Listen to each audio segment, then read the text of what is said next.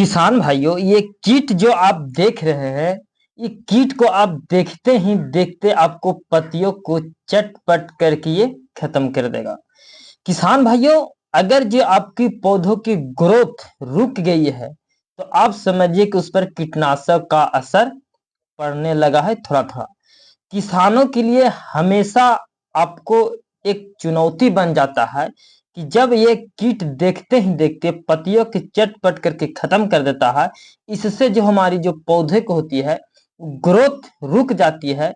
इस समय पे जो कीटनाशक का असर होता है, वो बहुत तेजी से होने लगता है। किसान भाइयों, बारिश का मौसम आ चुका है और बरसात में आप जानते हैं कि सब्जियों की खेती बड़ी पैमाने पे होती है। आप बरसात में सब्जियों की खेती से अधिक फायदा भी तो मिलता है, लेकिन बहुत बड़ा चुनौती का भी सामना करना पड़ता है, क्योंकि इस मौसम में कई तरह के कीट जो सब्जी को फसल को बर्बाद कर देता है। और इस कीट में सबसे खतरनाक जो कीट होता है वो लार्वा होता है। आपको हम बता दें कि आप रासायनिक दवाइयों से भी आप इसे आसानी से आप नहीं मार सकते हैं, क्योंकि ये जो कीट होते हैं वो बहुत ही खतरनाक होते हैं। किसानों को ये पता भी नहीं होता है कि यह एक चुनौती दोगुनी बना देता है कि जब आप किसी भी सब्जी की फसल हो, उसको जो पत्ते को आप देख रहे हैं, अगर जो पत्ते पर धीरे-धीरे पीले या सफेद हो रहे हैं, तो आप उससे ध्यान से देखेंगे तो छोटे-छोटे हिस्सों में बहुत सारे वार्ण रूप में कीट दिखाई देंगे। इसका मतलब है कि आपके खेतों में ये कीट का जो कमाल है, वो धीरे-धीरे होना शुरू कर दिया है। क्योंकि जो कीट जो पत्तियों पर जैसे ही बैठता है और बैठ के पूरे पत्ते को धीरे-धीरे नष्ट कर देता है, जिससे क्या होता है कि पौधों की ग्रोथ रुक जाती है और जो कीट के जो शरीर होते हैं वो धीरे-धीरे लंबे होने लगते हैं। जिससे क्या कारण क्या होता है कि आप उसको मारने के लिए रासायनिक दवा का भी अगर जो प्रयोग करते हैं, तो उसका जो शरीर होता है वो बहुत लंबा हो जाता है, पहुँच जाती है, जिससे क्या होता है कि वो रासायनिक दवा से भी ये कंट्रोल नहीं कर पाता है।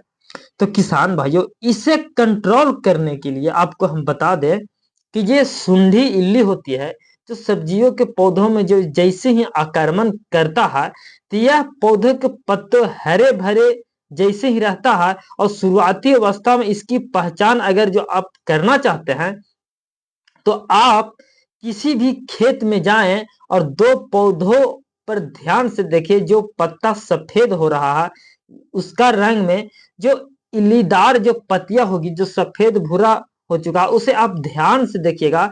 तो पत्तियों के जो निचले हिस्से को आप जैसे ही ध्यान से देखिएगा, वहां पे आपको कई छोटे हजारों संख्या में आप उसे देखेंगे तो लार्वा दिखाई देंगे। और वही लार्वा होता है कि सुंडी की बलि की आवश्यकता होती है। और शुरुआत अवस्था में जो पौधे होते हैं, 2 से 4 पत्तियां होती है, वो छुपते ही उसे तुरंत खत्म कर देता है।